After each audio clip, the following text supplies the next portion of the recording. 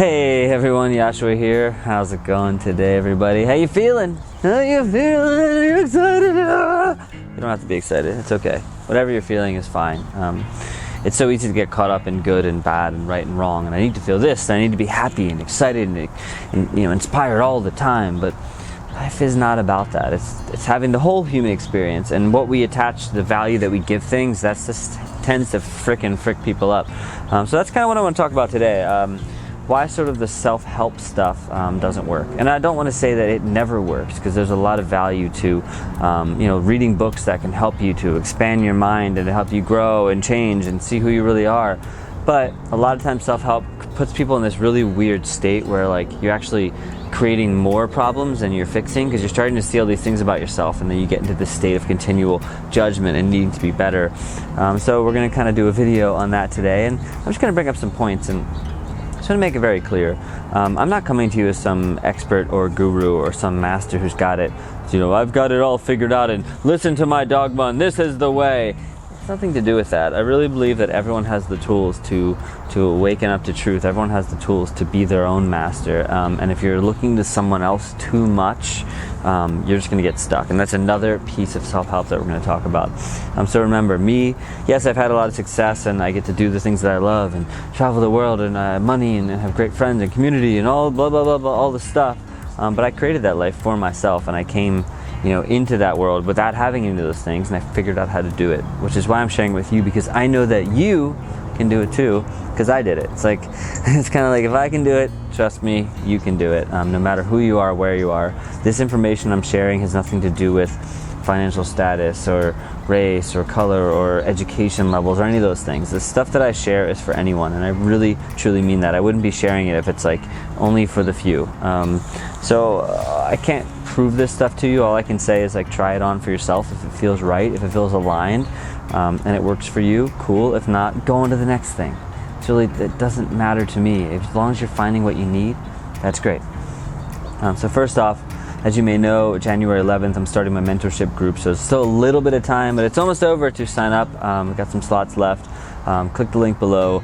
I have one slot open for scholarship if you're interested, if you're struggling on the money side, but otherwise you can click the link below regardless, check it out. If you're interested in the scholarship, just email me. You'll see all the information below. Basically, a group of people are going to come together online from around the world and just hang out, talk, and chat. I'm just going to be here as a guide to help you, to challenge you, to help you see who you really are, and to live your dream, and to kind of uncover fears and blocks, things that are probably holding you back, because Lord knows we all have things holding us back. And just as someone who's kind of gotten to the other side, who's gone through my fears and worked through them and actually come out in this much better place, it's just a gift to me to get to share that. So check it out. I really think it'd be helpful. If you feel any bit of that's interesting, just click the link and go from there. But let us get into this chat.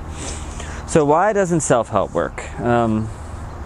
Again, it can work, and I think there's a lot of great books out there, and a lot of people have a lot of value in that world, especially people that were not in the self-help world, and maybe they were just totally oblivious, and then they start reading books on self-help, and oh yeah, that is me, or that was my mom, and if I just implement this, it'll get better. And self-help might also look like developing a practice, whether it's yoga or meditation or working out more or eating better. There's so many ways to help the self. So I'm not here to knock on self-help, but I am here to say, if you're struggling and you're I read all the self-help books, but I'm not getting anywhere, well then, watch along. So first off, the problem with self-help is that the very idea that we have this self that we need to help, just by default can turn us all backwards. Because here's the thing. Let's say you're someone who really struggles with self-love. I've talked about this a bit in some other videos, but let's say you're someone who struggles with self-love. Well, it seems like if I read a book on how to love myself more, right? If I read this book, 10 Ways to Love Myself More, by so-and-so and so, someone I appreciate and respect and look up to. Well, I read this book, I'm going to have more love, right? And it might say, number one, more gratitude in your life, or don't be so hard on yourself. It's okay, if I'm less hard on myself, and I have more gratitude, and every day I wake up and I write my gratitude journal, and I feel good, and I'm grateful for my house, for my life, for my health, whatever it is, my family. That is fine in and of itself. The problem the problem can come because if the self that's trying to help the self, that might sound kind of weird, but just stick with me. If the self that's trying to help the self is struggling a lot to understand its own identity, then no matter what that self does to make that self better, you're still living in the falseness. And this is where it comes down to. And I'm going to drill these concepts in your head over and over again, not just in this video, but other videos, because I want you to see that if you're living in a false sense of self, if you have this idea of who you're supposed to be, and you're trying to give that false self more help, you're just going to probably inflate the ego. Because the ego is a tricky son of a bitch, and the ego will convince you constantly that it knows what you need, and even pretend like it's not the ego. The ego is the thing that's going to say, yeah, go try to dissolve the ego, kill off the ego. Like, you don't want ego. Yeah, go do that. Let's do it. You know what? Let's do it together. The ego puts its arm around you and says, you know what? Let's go do this together. Let's kill the ego off. Hey. Meanwhile, the ego knows secretly that all it's doing is reinforcing the ego. So this is the key here. If your ego, your sort of false self, is trying to love that false self, all you're going to do is inflate your ego probably, and you're going to keep burying things deeper and deeper and deeper. Similar thing happens in spirituality a lot. People get into this state of like, oh, I see this better world. Maybe they came from not a great place, and they come into this new world of spirituality, and things seem more loving and open, and people speak more peacefully, and there's more gratitude and namaste and all that stuff, and that can be beautiful. But it can also keep you stuck, because it can keep you in this residual cycle of needing to do more and be more and more and more and more. So the problem with self-help oftentimes is that the self trying to help itself is the thing that's struggling, which is weird, because you're like, well, then who the heck am I? Who is supposed to be helping me if I can't help myself, right? So it's not always about helping yourself, because oftentimes in self-help, it tries to give you more information, more to feed the ego, to remind you how beautiful you are, to remind you how loved you are. And those things can be great. But if it's coming from ego, it can also mess you up. So I'm not here trying to convince you. If your self-help practice works, turn off this fucking video and just get out of here. Just go. Continue to do self-help. But if for some reason you're finding that the self-help stuff is not working, well, this is why. Because the self, I'll say it again, is false. And that is what messes people the frick up. Because you're like, if that's not real, then who am I? But that's the exciting part of life. Actually stripping away the bullshit, cutting back all the things that don't serve you. Now that is amazing. You see, as humans, of course, we grow up in a life that we don't choose. At least early on, we get conditioned to believe things, to do things, to think things.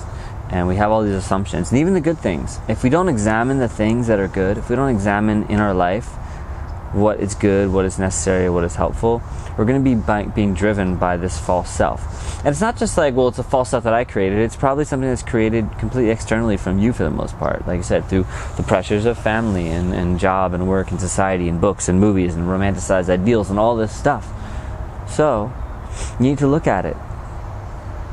You need to actually take the time to look at who this version of yourself that you think you need to be is. Because if that false thing, I'll give you a great example here. Let's say you want to love yourself more, so you buy a self-help book again on love. Well, if deep down the reason that you're trying to have more love is because you believe that if you have more love for yourself, well, then your family will love you more, or your partner will love you more, because you know if that you have more love, then these people will naturally just have to love you more. Well, you need to look at why you're actually looking to have that more love, and why you think it's going to give you something. There's nothing wrong with loving yourself, just like loving another person. It's not even an ego-based thing, I think, to have love for yourself. But if deep down your secret intention is some sort of need that you feel like if you give yourself more gratitude or more love, or you read a self-help book on how to manifest, more financial wealth, well, if that person that wants that wealth is still secretly deep down doing it because they believe that should I just done the president thing? Well, I'll tell you, if deep down that person believes that they're doing it because it will get them more love or get them more financial stability, and then so get them more love, well, then you're still trying to help the false self. You're still trying to help a self that will never be helped no matter how much you give it. Just like the same standard thing, no matter how much money you make, you're never going to be happy if you're not a happy person. No matter how successful and wealthy you are, you're never going to feel confident if you're not a confident person, because you're just trying to feed something that isn't real. So I don't even look at being confident. I don't even look at being, there it is again, I don't even look at being healthy. I don't even look at being financially stable or having more love. I just keep going back to the false self, because when I'm not existing in false self, when I'm just existing as I am, sort of in, well, not even sort of, but you can call it in vibrational alignment. You may have heard people like Esther Hicks or someone talk about this. When you're in vibrational alignment with who you actually are, well, then naturally all those things, success, wealth, confidence, all that stuff comes back. And that is the most amazing part of this whole thing. That's why self-help can trip people out, because they're trying to take on more instead of getting rid of more. And eventually there's going to be things that you're going to want to take on. But before you do that, you need to look at you and see who is actually driving you. Who is really in the driver's seat of your life? Is it you? Think about this. Let's say that you know that you are someone who has like free will, free choice, that in your belief system, that this is what you, I'm not saying this is real or not, but let's say in your mind you're like, I have free will, I have choice, and I'm in this job and I'm not happy and I want to get out of it, and I know that if I was not in this job and I could do X, Y, and Z, that things would be much better for me. I love to be, someone that travels the world and, I don't know, makes YouTube videos or whatever the thing is. And if I could just travel the world and make videos or write my blog and connect with good people and eat great food, I would be so happy. So I know I have that choice. However, right now I have a mortgage to pay. I have a job that pays really well, and if I didn't do that job, people would be upset with me. I have a partner that relies on me for stability, perhaps. I can, because I have this job, I can live the lifestyle that works. I have money to get food, or it pays for my car. I have student loans to pay off, health insurance, all these things. Well, right there, all those things, that's the key. That is the key. All those things.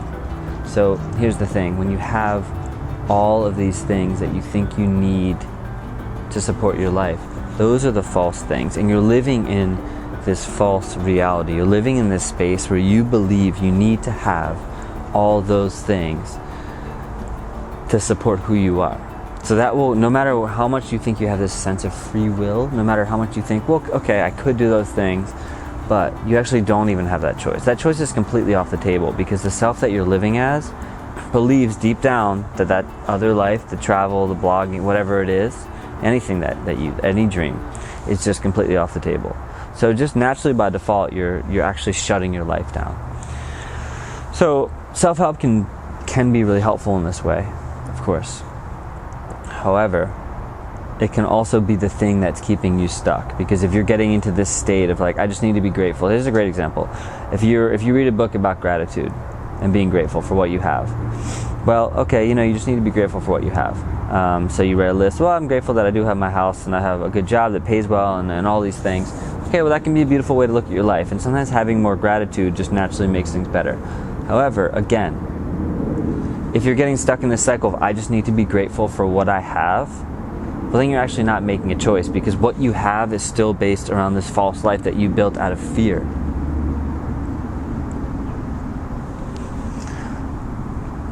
There's a book I read, I didn't even finish it, but I read part of it that was pretty good, The Subtle Art of Not Giving a Fuck. And I actually just reread the cover. It's like a counterintuitive approach to living like a good life or something.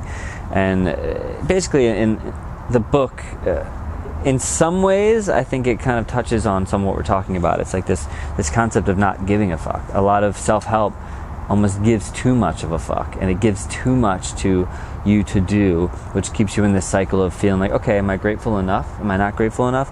Another example is attachment. There's a lot of books on being unattached, and that can be really valuable to realize, like in Buddhism or something, that not being attached to things is good. And I'm going to get into this more in other videos. I don't want to get too deep into this concept, but what happens is if you're in this state of knowing that non-attachment's good and attachment's bad, if that's the little world you create for yourself, well, then you're going to be spending all this time wondering, are you being attached? Are you not being attached? And it creates this cycle of unhappiness ultimately. Like, am I grateful enough? Am I not grateful enough?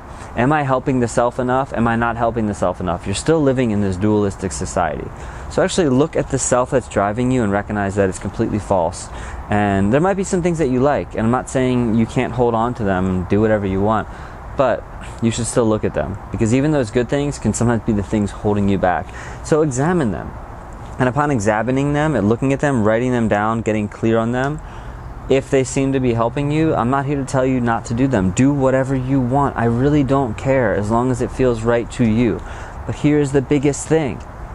Be your own guru, your own boss, your own leader, your own governor, your own God, whatever you want to call it, your own universe. Recognize that you have the power within you to discover all of these things. And the first thing you need to do is look at the false version of you that's driving you, so you can see who you actually are. And I can't tell you who you are.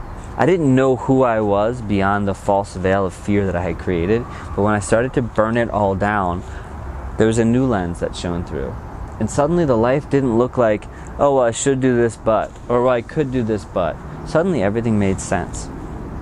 And that's been amazing to live in. It's very hard to explain. I can kind of conceptualize it, but sort of as the Buddha would say, you need to come look for yourself. And if you want extra support, the mentorship group is literally going to be doing this.